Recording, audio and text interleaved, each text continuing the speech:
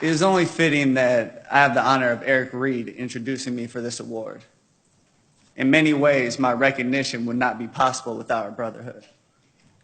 I truly consider him to be more than a friend. Eric, his wife, his children, they're all a part of my family. Not only did he kneel by my side during the 2016 NFL season, but Eric continued to use his platform as a professional football player to protest systemic oppression, specifically police brutality against Black and brown people. Eric introducing me for this prestigious award brings me great joy, but I'm also pained by the fact that his taking a knee and demonstrating during the national anthem to protect the rights of Black and brown people also led to his ostracization in the NFL, when he is widely recognized as one of the best competitors and in the prime of his career. You know, people sometimes forget that love is at the root of our resistance. My love for Eric has continually grown over the course of our ongoing journey. His brotherhood, resilience, and faith have shined brightly in moments of darkness. My love for my people serves as the fuel that motivates me and fortifies me on my mission. It is the people's unbroken love for themselves that motivates me even when faced with dehumanizing norms of a system that can lead to the loss of one's life over simply being Black. History has proven that there has never been a period in the history of America where anti-Blackness has not been an ever-present terror. Racialized oppression and dehumanization are woven into the very fabric of our nation, the effects of which can be seen in the lawful lynchings of Black and brown people by the police and the mass incarceration of Black and brown lives in the prison industrial complex. While America bills itself as the land of the free, the receipts show that the U.S. has incarcerated approximately 2.2 million people, the largest prison population in the history of humankind. As police officers continue to terrorize Black and brown communities, abusing their power and then hiding behind their blue wall of silence, the laws that allow them to kill us with virtual impunity, I have realized that our love, that sometimes manifests itself as Black rage, is a beautiful form of defiance against a system that seeks to suppress our humanity, a system that wants us to hate ourselves. But I remind you, it is love that is at the root of our resistance. It is our love for 12-year-old Tamir Rice, who was gunned down by the police in less than 2 seconds, that will not allow us to bury our anger. It is our love for Philando Castile, who was executed in front of his partner and his daughter, that keeps us fighting back.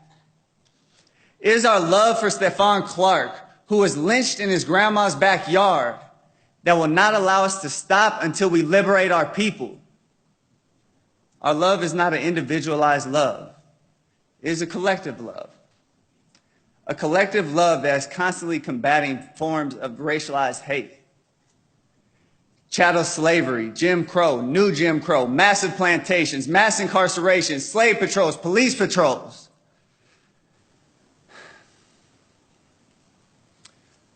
We as a collective, since the colonization of the Americas, have been combating collective forms of systemic racialized hate and oppression. But I am hopeful. I am inspired. This is why we have to protest. This is why we are so passionate. We protest because we love ourselves and we love our people.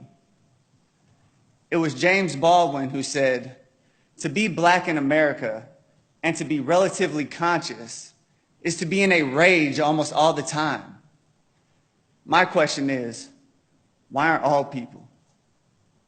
How can you stand for the national anthem of a nation that preaches and propagates freedom and justice for all, that is so unjust to so many of the people living there?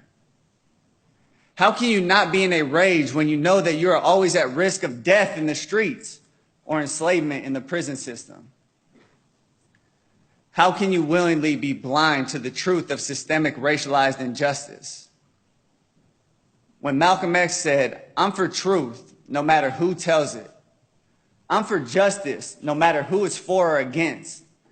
I'm a human being first and foremost, and as such, I'm for whoever and whatever benefits humanity as a whole." I took that to heart. While taking a knee is a physical display that challenges the merits of who is excluded from the notion of freedom, liberty, and justice for all, the protest is also rooted in a convergence of my moralistic beliefs and my love for the people. Seeking the truth, finding the truth, telling the truth, and living the truth has been and always will be what guides my actions. For as long as I have a beating heart, I will continue to work on this path on behalf of the people. Again, love is at the root of our resistance.